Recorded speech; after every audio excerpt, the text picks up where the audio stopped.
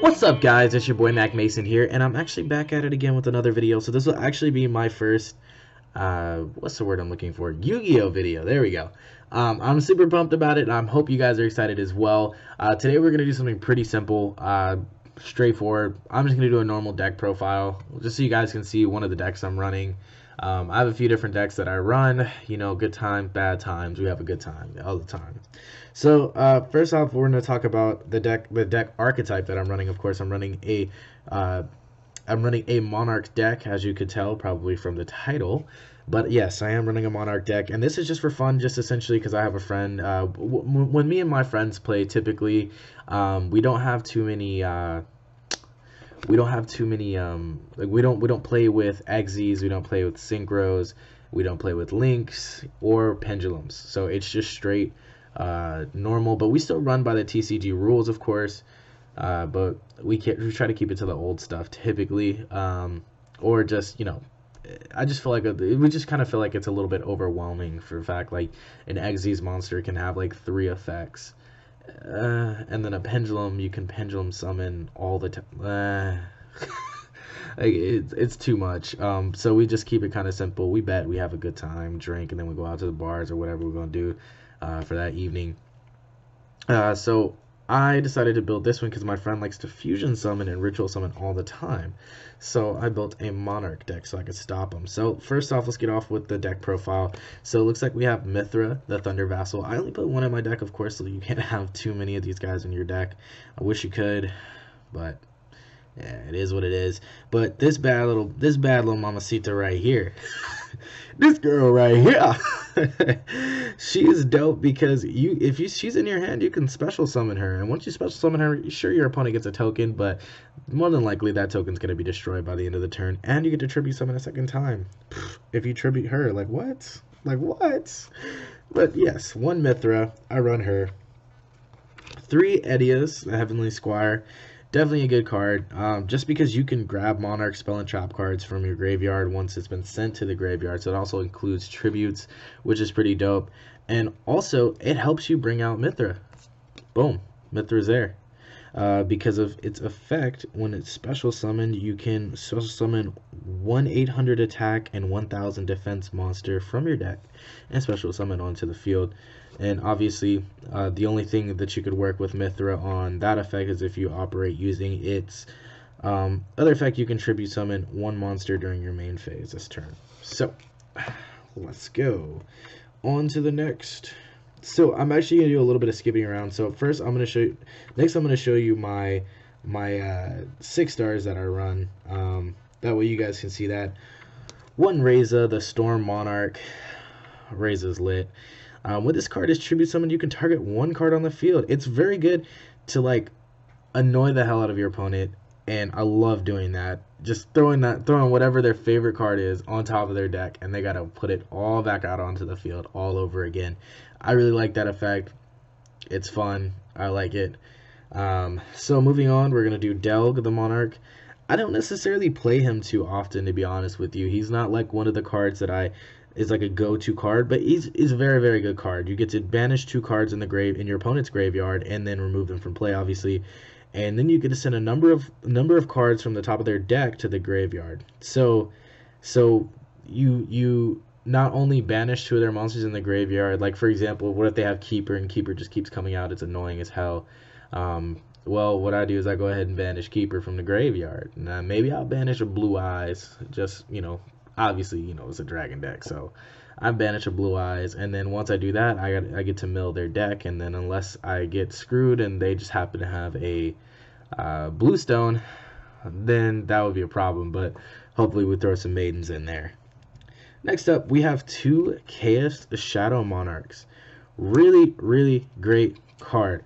Now, actually, maybe I should flip this around so you guys can see a little bit better, but Chaos is a really dope card, and that's just because he gets to destroy 1 card on the field, and banish 1 card on the field, and if it's a dark monster, you inflict 1000 damage. Doesn't get any easier than that. Say no mas. Next up, we have 1 Grand Marg, the Rock Monarch. Now, this card is kind of cool. He's not necessarily my favorite but you get to destroy a face down card, and that includes spell and traps, for example. As long as they're set on the field, they can't be, obviously they can't be face up. It's okay card. But then up next is probably my favorite card in the entire deck. And I'm going to be saying that a lot, guys, because I love this deck. And that is going to be Vanity's Fiend. This card cannot be special summoned, but in return, its effect is neither player can special summon monsters. So, with the exception of Mithra and the other cards that I use to bring out my bad boys, this card is perfect for the Monarch deck, because you have to tribute summon to get your effects off, and you have to tribute summon to really do some damage. So those are the 6-star Monarchs that I run. We're going to move on to the 8 stars, and let me see. Actually, I left one 6-star out. Here we go. Mobius the Frost Monarch. You can target 2 spell and trap cards on the field, and they can be destroyed. So they can be set, or they can be face up. So it's also a really dope card to have. And Vanity's Fiend is it just takes the cake, so I'm just gonna put that one on top. So next up we have Mobius the Mega Monarch. Decent card. It's just, for me, it's really hard for me to get the second effects off on these cards, because it's hard to just get that one monster that you need, that one bigger monarch. Like for example, Mobius the Frost Monarch, just because I only have one in my deck. And obviously to resolve the effect, it needs to be a water type. And I don't have too many of the water types. I have one of each essentially, but I'm probably have more dark than anything else. So that's one Mobius. Ooh, it looks like my cards got a little mixed up here. So we're going to back up. I'm sorry, guys. So Zaborg, I run one of these two. Great card to have. Get to destroy a monster. It's easy field wipe. And also, I love this card. You get to randomly discard a card from your opponent's hand, and if it's a monster, you damage your opponent up to times 100 its level, which is pretty cool. So you can, 10 stars, whew, that's 1,000 right there. Like blue eyes on his hand, it's over. And then, back to what I was just saying, Mobius is out. And then next up, we have Ether, the Heavenly Monarch. I F with this card. I mess with this card heavily, just because it's one bad mamma jamma, I will say that much. But unfortunately, you can't have too many of these bad girls in your deck, so it is what it is. Next up, we have Grandmark the Mega Monarch. Now obviously you need to chain him with, you obviously need to summon him with what's his face, the other Grandmark, and then you could get off his other effect. But like I said, these cards are hard to get off their second effect. And finally, for my 8 stars, I have 2 Erebuses. Now, 2 Erebuses,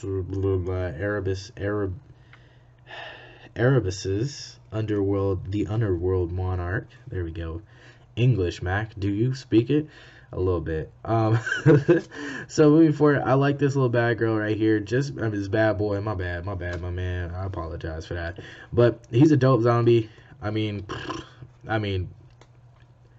You guys know what he does. He's a thug. I don't know what to say. He's just a thug. But next up, we're going to talk about how I get these bad boys out onto the field and what I run to put them out on the field. Of course, a Photon Thrasher. Come on. It's like, you don't have this in your Monarch deck. It's like, what are you doing? It's like, what are you doing? So I got one Photon Thrasher. Then Cyber Dragon. Again, what are you doing if you don't have one of these in your deck? And 2 Battle Faders. Now, you could definitely go down to just 1 Battle Fader, but I run 2 in this deck, and I'll show you guys why when you guys start to look at my additional spell and trap cards that I have in my deck. Just wait, that way you guys can see a little bit about what's that all about. So these are 2 Battle Fader. Come on now, he doesn't beat that. When an opponent's monster declares a direct attack on your life points, you can special summon this card from your hand, then in the battle phase, and if it's summoned this way, banish it when it leaves the field. Wow, wow, it doesn't get any better than that. Now let's move on to the spell cards. Obviously, we're gonna talk Domain, field cards, Domain of the True Monarchs. This card is spectacular for the deck. It's probably one of my top It's probably in my top 15 favorite field spell cards in the entire game. But I like to run it just because it's a good card to run and it's fun, and your opponent's gonna hate you for that additional 800. Oh yeah. And next up, Monarchs of Stormforth. The Monarchs Stormforth. I always say this backwards. I always say Stormforth of the Monarchs, but it's the Monarchs Stormforth. There we go. So essentially, this is the Monarchs version of Soul Exchange. Obviously, this is down to 1 in the deck now. Ooh, if it was 3, this deck would be a piece of work. Nobody would be able to special summon. And nobody would be able to do anything. Like nothing at all. But here you guys go. This is the Monarch Stormforth. Obviously, you get to tribute one of your opponent's monsters on their side of the field as if it were your own, and you get to tribute summon, which is lit. 2 March of the Monarchs. This is going to protect your big guys out on the field. This includes your 6 stars and your 8 stars. Any tributed monsters, in fact, will be the bad girls. The bad boys and girls that get protected, if you know what I mean. But this is the March of the Monarchs. March of the Monarchs, not Monarchs, March 4. You know what? Shut up, guys. I know you're laughing at me right now. Shut up. Just shut up. Okay, here we go. Return of the Monarchs. I love this card. It's a brilliant card. Every time you summon one, obviously you can't summon from your extra deck, which you're not gonna have an extra deck for this deck. That would just be stupid. But well, in my opinion, you know, other people you could definitely argue. I just don't see like it happening. Maybe you could have these big monsters out in your deck, like the 8 stars, but or even the 6 stars. But you couldn't run any of these spell and trap cards at all from the Monarchs, just because, you know, obviously they all say like you cannot special summon from the extra deck, whatever. But you get to summon one of your bad boys. Once you summon one of your bad boys, then you get to go in your deck, and then you get to search. So once you're searching, you can choose one that you need for that one specific moment. Like, for example, I love to pull out, I don't know, maybe, let's see here. What if I need a Vanity's Fiend? I know my opponent's about to special summon something, for example, or maybe a chaos, so I can just go ahead and remove something from play. Like, for example, maybe I was too late on stopping my opponent from summoning from the extra deck in general, and he has, I don't know, maybe the most dangerous card in the game, fusion card known by the name of Melodious, and I know a lot of you guys know exactly what I'm talking about. That is an a-hole right there. For sure, that's an a-hole. Okay, so next up, I run 3 Tenacity of the Monarchs. These cards, very, very good cards, just because they allow you to search your deck just by revealing a card. It doesn't get any better than that. You can just grab whatever Monarch spell and trap cards that you want. And you can even chain it with the next card I'm going to show you as well. And that's going to be Pantheism of the Monarchs. Pantheism of the Monarchs, it lets you send 1 Monarch spell and trap card from your hand to the graveyard, and you get to draw 2. Now, a couple of the spell and trap cards that the Monarchs have allow you to banish it from the graveyard, so you can get additional effects, such as this card, for example. You can banish it and then you show your opponent 3 cards in your deck, 3 Monarch spell and trap cards, and they get to choose which one that you put into your hand. Now, obviously, you know, you could grab one of these Tenacity of the Monarchs, slap one of those bad girls back in your hand, and obviously they're gonna be like, well, I don't know which one I want, because you're gonna give them some serious options to really work with here. I mean, for example, you could grab something like the Monarch Stormforth, which obviously they're not gonna want to let you have, March of the Monarchs, and then Tenacity of the Monarchs. It's like, which one are you gonna choose? This is at the same time, it's like, okay, well, I would choose March of the Monarchs. Most people would say, well, okay, I get March of the Monarchs, all my tribute monsters are protected. You know something's coming. And then on top of that, it's just like I just drew 2 cards. You have no idea what I just pulled. There are options. This card is brilliant. I love Pantheism of the Monarchs. So I F with that card heavy. Next up, we're going to talk about spell cards that aren't in the archetype that I like to run. 1 for 1 for sure, just because you can send 1 monster. It doesn't have to be a specified level. Send it to the graveyard, and you can special summon 1 level 1 random from your random monster not random. So summon 1 level 1 monster from your hand or deck. and special summon onto your field. So you could just immediately tribute instantly. Like, for example, you can grab, if you wanted to, you could grab, let's see, you grab any of your Edias, of course. You could grab a Battle Fader and be straight. Like, just straight. Like, you chilling. So these are definitely some options that you could have. Next up, now this is just for a lack of the fact that I ran out of MSTs just because I have like 4 decks, so it's not like I had 4 MSTs. But I'm running Twister. Obviously, can definitely be traded out for something better. MST, for example. Like, I literally just put this in my deck just because I'm absolutely terrified of Mask of Restrict, which is a trap card that doesn't allow you to tribute summon monsters. Neither player can tribute summon, which is stupid, but in my opinion, because that's like the biggest threat to this deck. And it's kind of hard to take spell and trap cards off the field if a lot of the spell and trap card removal is in your monsters that need to be tribute summoned in order for you to activate their effects. So it's important to have some field wipes there. Maybe Heavy Storm Duster, Dust Tornado, Twister. You could have Twin Twisters. You could have MST, like I said. Those are all really good cards to have. And if this is my little piece of resistance, you could definitely go down in these. But I love Soul Exchange. I love it. Soul Exchange is like, ugh, that's my baby right there. Now, sure, you can't conduct your battle phase, but it's like, it almost feels like you did when you pull out monsters like Vanity's Fiend, or if you pull out Thelestos and they take damage. If you pull out Chaos and they take damage, it's like, it's almost like it's a real turn. It's like you're attacking them, or Delg the Monarch, the Dark Monarch, which is a really good card. Just because, like, it puts stuff, it, like, you know, you can remove stuff from play and just be an a-hole the entire time.